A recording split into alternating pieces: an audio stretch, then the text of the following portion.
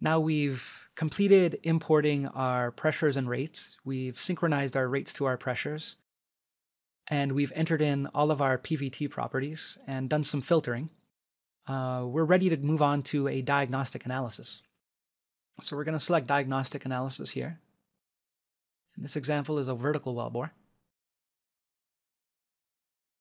And we have a couple more pieces of information. The pay zone thickness, which is 50 feet.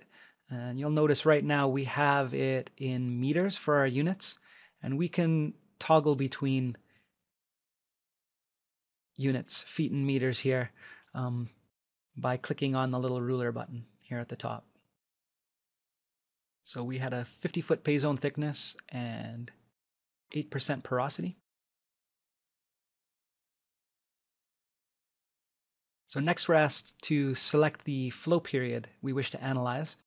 You can see here the grayed out section of our history plot is the data that's been automatically selected.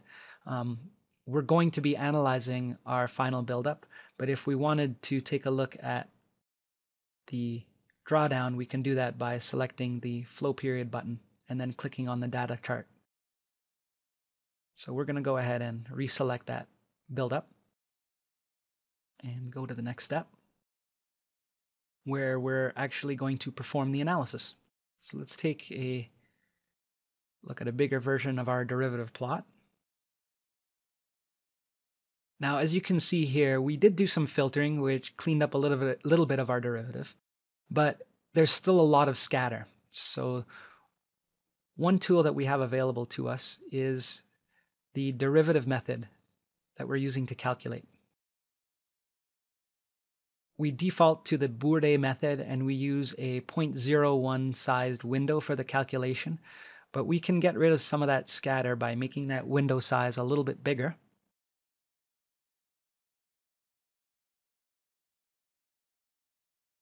So you can see how that cleaned it up quite a bit, and we can see our characteristic derivative shape that we're looking for. So now we can start placing our analysis lines. They're listed for us in our Perform Analysis box in the order we expect to see them in our analysis, and their characteristic slopes are here in brackets as well. So first we're going to go ahead and identify that first wellbore storage period. Next, it looks like we get into some well-defined radial flow. So we'll select the radial flow line.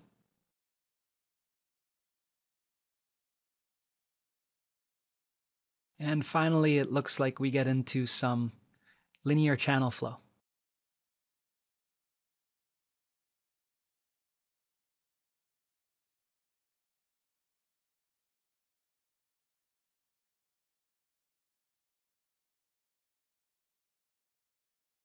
And you'll notice that we actually have the ability to calculate an estimate for that channel width by inputting our initial estimate for permeability that we got from our radial line.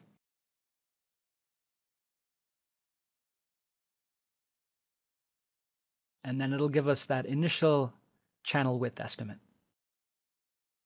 Another tool that we have available to us is to put an annotation arrow on a point of interest in our derivative.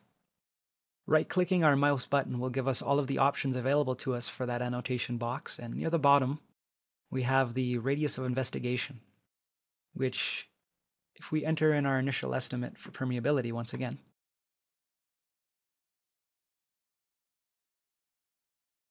we can get an idea for where we run into the first part of our boundary. So it looks like about halfway between that channel of 2,400 feet is where our wellbore is located.